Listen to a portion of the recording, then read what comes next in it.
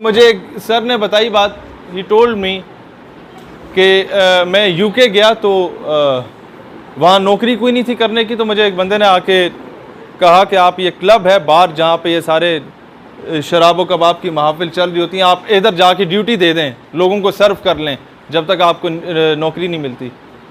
कहते जब वहाँ पर मैंने देखा कि औरत के साथ क्या सलूक किया जा रहा है, तो मुझे अंदाज़ा हुआ कि पाकिस्तान में औरत का बहुत मर्तबा, बहुत मकाम है, जो इज्जत दी जाती है।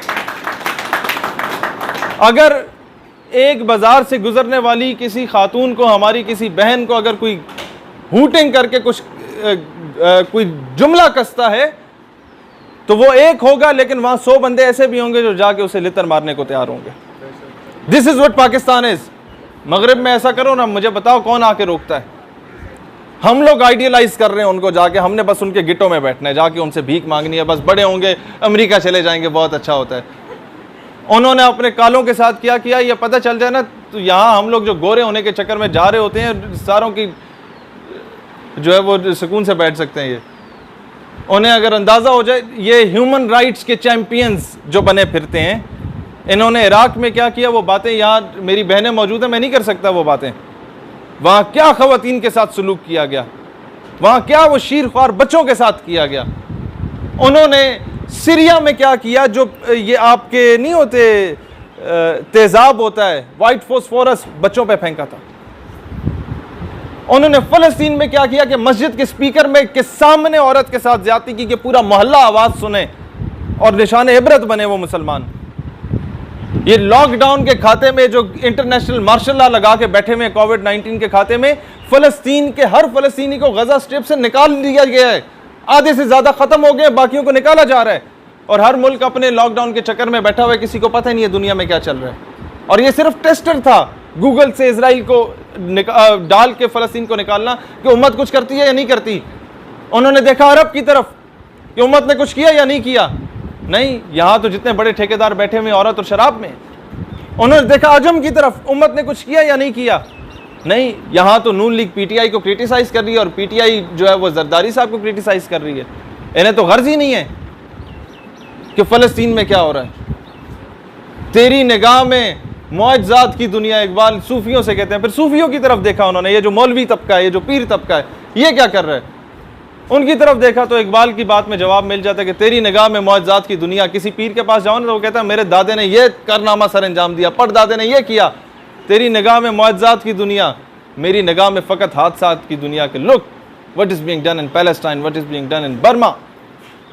ये ह्यूमन राइट्स के चैंपियंस बर्मा में, आप लोगों के कितने बच्चों के, कितने हमारे भाइयों और बहनों के सामने से वो वीडियोस गुजरी हैं जो मुसलमान औरतों के तिक्के बोटियां बनाई गई हैं। देखी थी वो आप लोगों ने वीडियोस? वो देखी थी किस तरीके से जिंदा जला रहे थे मुसलमानों को और वो भाग रहे होते थे जलते हुए। और उसका सिला पता क्या मिला है? उसका सिला ये मिला है कि बर्मा की वजीर आजम को नोबेल पीस प्राइज दिया गया है। और हम लोग यहाँ खुश हो रहे थे, हमारे भी एक बंदे को नोबेल पीस प्राइज मिल गया। तोहमत लगा के माँ पे जो दुश्मन से दाद ले, ऐसे सुखन फरोश को मर जाना चाहिए। मेरी कल कुछ टीचर्स से मुलाकात हुई, एक बड़ी काफ़ी काबिल गौर बात। उन्होंने कहा हम लोग कुछ ओ लेवल्स के स्कूल्स हैं जहाँ एलीट क्लास के बच्चे सारे पढ़ते हैं, तो वहाँ पर मैंने फ़िज़िक्स के लेक्चर के साथ थोड़ा सा उन्हें बताना शुरू किया कि मॉरल वैल्यूज़ क्या होती हैं, बच्चा बड़ों का एहतराम क्या होता है, बच्चों से प्यार क्या होता है। कहता है अगले दिन वालिदैन आ गए, उन्होंने कहा आपको पैसे मिल रहे हैं फ़िज़िक्स पढ़ाने के, फ़िज़िक्स पढ़ाएं, हमारा बच्चा बड़ी स्ट्रेस फील कर रहा है कि यार अभी मुझे मॉरल वैल्यूज़ भी सीखनी पड़ेंगी। और कहते हैं अगले दिन मैं जाके जब बच्चों को थोड़ा सा इस्लाम के बारे में बताऊं कि बेटा ये ज़रा इस तरह से होता है, आप लोग, आप में से कौन नमाज पढ़ के आज ज़रा पढ़ लीजिएगा। कहते हैं इतनी सी बात की तो बच्चे हमें कहते हैं सर हमें ये चीज़ें ना बताएं, हम यहाँ पैसे तालीम के नहीं देते, हम यहाँ इस एनवायरनमेंट को एंजॉय करने के पैसे देते हैं। एक ब्यूरोक्रेट का बच्चा उधर पढ़ रहा है, एक MNA MPA का बच्चा उधर पढ़ रहा है, एक कर्नल एंड अबव रैंक का आर्मी ऑफिसर का बच्चा उधर पढ़ रहा है। मुस्तकबिल में इन्हीं बच्चों को सिफारिशों पे ला के किसी ओहदे पे बैठाया होगा जिनको अपने मोहल्ले में भी कोई नहीं जानता होगा, कोई वोट नहीं देना चाहता होगा, लेकिन क्योंकि उनके पास दौलत है, सारा कुछ है, उनके नज़रिए को मिलिया मेट किया जाएगा। उन्हें आगे बताया जाएगा कल तुम छोटा भीम बन के आओगे, कल तुम पता नहीं क्या बन के आओगे। ये नहीं बताया होगा कि कल तुम बंदे का पुत्र बन के आओगे, कोई तमीज़ सीखने आओगे।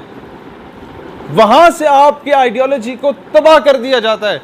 वहां से आके आपको बताया जाता है कि यार ये महमूद गजनवी जो था ये तो सोना चुराने आया था, बजाय इसके कि वो बुत शिकन था, वो बुत फरोश नहीं था, वो एक अजीम मुजाहिद था। इसी तरीके से अब मैं आपको बताता हूँ ये क्यों इस पे काम करने की ज़रूरत क्यों है। मैं 8 साल नारे लगाऊँ ना कश्मीर बनेगा पाकिस्तान, उसकी वेटेज नहीं है। राहील शरीफ खड़े होकर एक बार पूरी तकरीर में 20 मिनट में एक जुमला बोल दे कश्मीर पाकिस्तान की शहरा के, तो इंडियन मीडिया रोएगा। क्यों? क्योंकि he is at the helm of affairs, वो किसी कुर्सी पे बैठा है।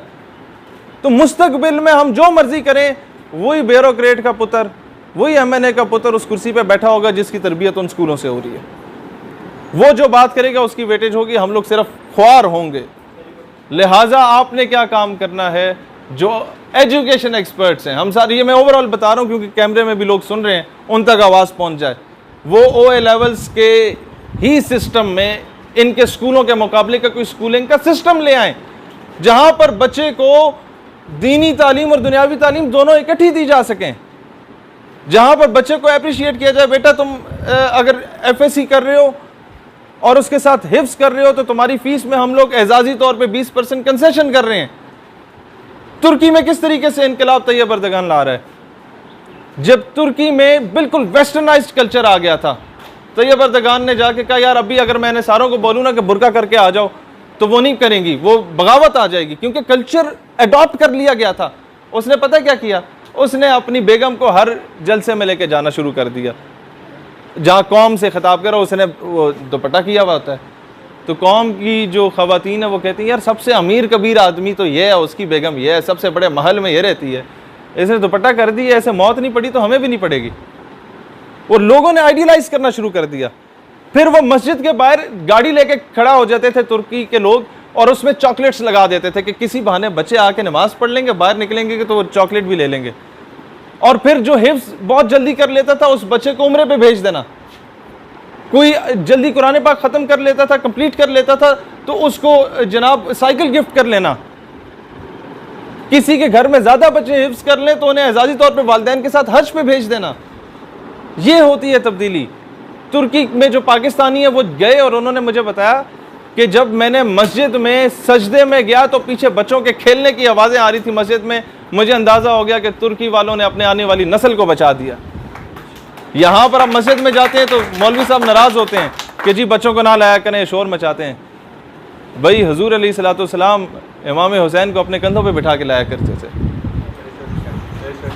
उस बात को आइडियलाइज करें, क्या मकसद था उन्हें लाने का बचपन में, दुनिया को बताना कि तरबियत यहाँ से शुरू होती है, तरबियत माँ की गोद से शुरू होती है from the very first day. हम लोग आज बच्चों को स्कूलों में भेज के बरियो ज़िम्मा हो जाते हैं कि बस वो टीचर पढ़ा देगा, वालिदैन बरियो ज़िम्मा और टीचर को पैसों से गर्ज होती है। मेजॉरिटी बहुत अच्छे टीचर्स भी हैं लेकिन अक्सरियत को इस तरह। हाँ, राइटर्स क्या कर सकते हैं? सबसे पहले तो मैं एक बात बताऊं, जिस दिन असद खुदा ना खास्ता फौत होगा ना, आप लोग फेसबुक की DP भी लगा देंगे, बड़ा अच्छा आदमी था, बड़ा नेक आदमी था, हाइकिंग पे लेके जाया करता था। लेकिन जब ये जिंदा है तो किसी को कदर नहीं है कि यंगेस्ट राइटर है जिसने 6 किताबें लिखी हैं, किसी को कदर नहीं है। उसकी वजह क्या है कि आज तक असद को किसी ने नहीं आगे कहा होगा कि यार इस टॉपिक पे भी अगर लिख दो तो इससे कौम का भला हो जाएगा। समझ लें आप इस चीज़ को, इनसे काम लें, इनके टैलेंट को यूटिलाइज करें। आज मैं आपके सामने इनसे रिक्वेस्ट करता हूं कि निसाब तालीम में जो अमेंडमेंट्स हम लोग करना चाह रहे हैं, हम लोग सारे सती साहब जो हम सारे भाई मिलकर कैंपेन चला रहे थे, Asad is a good writer, ये अच्छी रिसर्च करके उस चीज़ पे बता सकते हैं कि किस किस क्लास में कौन कौन सा टॉपिक, कौन सी क्लास में सलाउद्दीन अयूबी को एडप्ट किया जा सकता है, कौन सी क्लास में नूरुद्दीन जंगी को एडप्ट किया जा सकता है। वो जाके हम गवर्नमेंट के सामने रखेंगे, इसे माने, वो नहीं मानते तो डी चौक पे जाके इंशाअल्लाह ताला बैठेंगे, उस चीज़ को इम्प्लीमेंट करा के आएंगे। फिर आपके DC साहब अभी मेरे ख्याल आ चुके होंगे, वो DC साहब उधर बैठेंगे, हमसे पूछेंगे कि क्या आपके मुतालबात हैं, 14-15 मुतालबे सामने रखेंगे, ज़्यादा नहीं तो 2-4 तो माने जाएंगे, ना होने से तो बेहतर है। ये आप अपना रोल प्ले कर सकते हैं। हमारी बहनें बैठी हैं, ये अगर पूछें कि जी सर हम क्या किरदार अदा कर सकते हैं, आप रिसर्च करें।